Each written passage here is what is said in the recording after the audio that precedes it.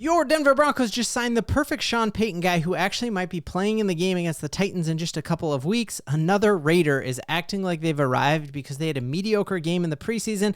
Meanwhile, your Denver Broncos rookies who balled out of control are just acting like this means nothing yet till the regular season starts. And the Denver Broncos are in a better position than at least 9 other teams in the league. We're breaking all that down and more in this video. If you're new to the channel, I'm a diehard Denver Broncos fan named Ben. Helps me in the YouTube algorithm out a ton. If you like the Broncos, would you smash that like and subscribe button?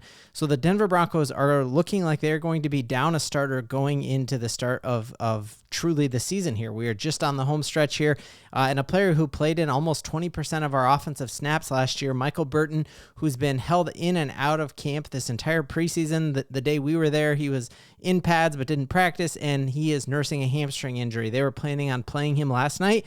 They were unable to. Sean Payton is one of the few coaches in the leagues who still uses like a traditional fullback, and it looks like Michael Burton is not going to be ready. And so the Denver Broncos went to where they always go, find guys who've worked in Sean Payton's system before and bring them to Denver. So the Denver Broncos got former South Carolina superstar, former CSU Ram. I'm proud to be a CSU Ram, Adam Prentice, and they added him. So it is looking like Nate Adkins, who's also played that position, is going to start the season on IR.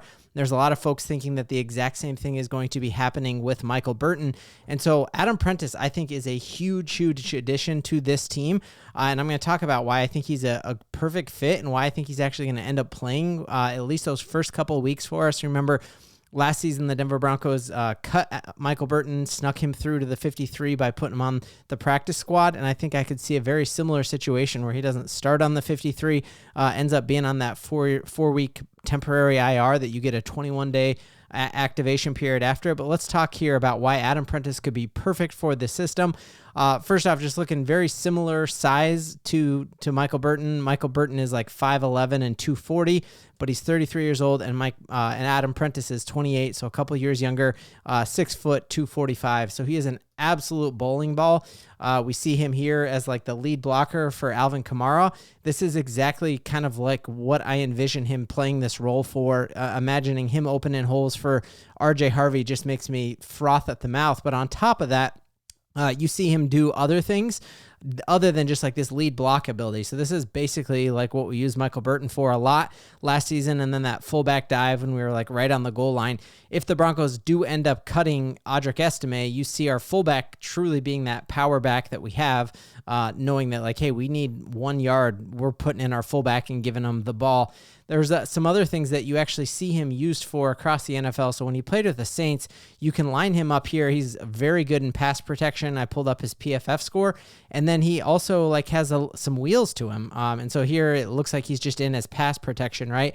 And then you can just run a little fullback draw to him and have him pick it up here against their in-conference rivals, their in-division rivals against the Tampa Bay Buccaneers. And then going back all the way to when he was in college, here's after he transferred out of CSU. Here he is with the South Carolina Gamecocks, and see him kind of run here and watch him cut across the whole formation and then actually be good after the catch, which is kind of rare for a fullback to have these kind of wheels. So see him getting the edge there, and then you see him catch this ball and then turn it upfield for a first down. So I think, man, if obviously we know Sean Payton loves him some Michael Burton, but this is a guy who he loved as well. So you're reuniting Sean Payton with this former fullback. I think it's a perfect addition, and knowing that Burton's already dealing with a hamstring right now at 33, that's hard to bounce back from. So I think Adam Prentice is a perfect addition. Very rare this late in the preseason that you add a guy who you're going to see play in week 1. I think Adam Prentice, let's mark that down on our card, is a guy who I think makes this 53, and you see actually starting the game against the Titans when we put that in. So then I watched the entire Raiders game because I was hate watching. I was really hoping that Ashton Jeanty was going to average negative yards again, but he didn't. He averaged 4 yards a carry, which is respectable. And afterwards, in his post-game press conference, he said, "I've arrived. I'm here, guys. Like I like Pat Mahomes, right? I'm here." And so I think this is crazy to like in one preseason game against a bunch of backups, you're coming out and saying like, I've arrived and this is, it's time to keep going and making plays for this team. When I think that we had 3 guys who objectively played way better games, and if you listen to all of their post-game press conferences, they came nowhere close to saying they've arrived. They talked about man, you've seen nothing yet. Just wait. Like, we're just starting to get this offense going. And I just think, like, you take a look here. We look at Pat Bryant. He blew the doors off what Ashton Jeanty did in game one. Seeing that he had 4 targets, 3 catches, almost 70 yards of receiving. That is way better than Ashton Jeanty played. He's all smiles in his post-game press conference. I think I got that up right here. Like, he can't even hold his smile back. And he's not talking about like mission accomplished, I've already arrived. He's talking about this is just the floor of what this team can do. And I absolutely loved seeing, I guess we can take a look at this play, just seeing what he can do. One of the things that I think has been lacking from this team, knowing that Bo Nix has some wheels and he scrambles all the time. We didn't have that player who knew how to sit down in his zone or come back to the ball when your quarterback was scrambling, just because that wasn't something that we'd really worked on. And I think Pat Bryant really could be that. Seeing Jarrett Stidham obviously kind of scramble there, and him coming back for the ball there, and knowing that that is the type of production that he put up in preseason week 1. Absolutely love to see it. Seeing Benny Fowler just talk about how when Sean Payton drafted him and everyone laughed at him saying, oh, we didn't have him till the 6th round. And he said, I actually think this guy reminds me of Michael Thomas. Seeing this picture or these pictures here of how Drew Brees used Michael Thomas, how Sean Payton used Michael Thomas, almost like the exact same type of play here. And Benny Fowler pointed out, like, hey guys, when he said he was Michael Thomas, like, look, that's exactly how Sean Payton is using him right here. And you love to see that, right? So just seeing that he has this ability, he's going to be right here, kind of sitting down right there, coming back for the ball. Absolutely love to see it. And again, he's not saying he's arrived yet. And he has every reason to say he arrived, because he arrived more than Ashton Jeanty did, yet he is just doing what he's about to do. Other thing love seeing was just all the hate on RJ Harvey, because remember, all he could do was bounce the ball to the outside. That's what I heard from Cecil Lammey, at least. And then just seeing on his touchdown play, and he didn't say that he arrived after this touchdown play. Remember, he said, oh, I'm not going to start celebrating until I do that from 60 yards out. This was only from 10 yards out. Just seeing the hole that he made it through here, and he didn't cut this outside.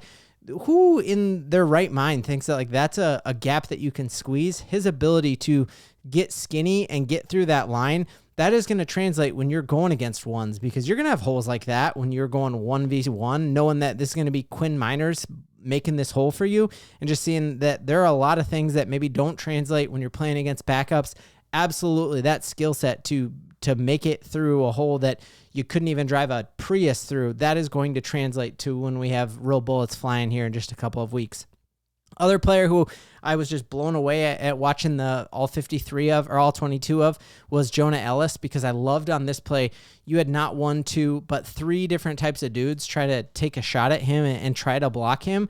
And you can't block him even with 3 different guys. And knowing that, you know, when Jonathan Cooper needs a breather, you got him coming in. When Nick Bonito needs a breather, you got him coming in. And that you also have Dondre Tillman, and that Q Robinson also played a great game. It's just incredible to me. And just seeing here, he tries to get chipped by a tight end, and he's like, so he's right here at the right side of your screen. First off, you see tight end being like, oh, I could take a shot at him. Nope, good luck. And then you got a puller right here. Nope, and him either. And we get a loss in the backfield. So basically, he fights through 3 guys and tackles the running back in the backfield. Again, you don't see him saying he arrived. You have him saying, like, I'm clocking in for these preseason games. He was the one who, after his press conference, said, you know, I usually go to bed at like 9 o'clock, so I had to amp myself up for this game. He's not saying he arrived, even though Ashton Jeanty just hit the ceiling for this Raiders season. Like, we know it's downhill from there for the Raiders. Other player who I thought definitely arrived is Courtney Jackson, is really making a push here for making the 53-man roster as a punt returner, but then we saw him as like a gadget guy, and seeing that he had 32 yards catching the ball, 30 yards on that end around, and then 43 yards with the punt return. I think Darren Rizzi is going to make phenomenal use to him, and then hopefully that like saves Marvin Mims and lets him really focus more on offense, because I think Marvin Mims is about to have a breakout year as a wide receiver, and I don't want him to have to like get hurt returning punts or to think of himself as a punt returner, because I think he's an actual wide receiver too in the NFL. So really exciting there. A lot of folks are saying like all of this production, because we had Troy Franklin, which we talked about yesterday, and Pat Bryant, which we talked about today. like go off for major numbers, and people are like, oh, everyone always gets hyped up about players in the preseason. But since the Sean Payton preseason, we have not seen players put up these types of numbers. So you look here, we mollywopped the Packers and beat them 27-2. And our highest receiver in that game, we had Tim Patrick go for 30 yards receiving. It's like Evan Engram had 53 on one catch. And so you see like the tight end who doesn't even make our top 3 receivers in the game ends up having more than what Tim Patrick had last year.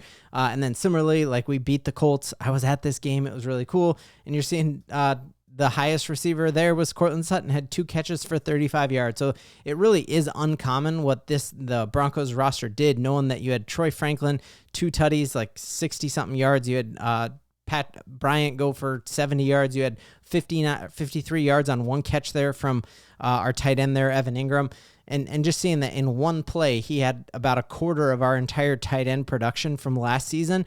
This is why Sean Payton told all the national media that he thinks this is one of the 6 teams he's coached in his career that has the potential of a Super Bowl, because what they're doing in this preseason is uncommon. And it's not that they're doing it just in the preseason. This is what happened in joint camp. And I was just listening to the Ringer NFL podcast, and they were talking about how much they love the Arizona Cardinals secondary. And Bo Nix had the best training camp practice of his whole life against this starting Arizona secondary that he just carved up. And so the Broncos are making a deep playoff run.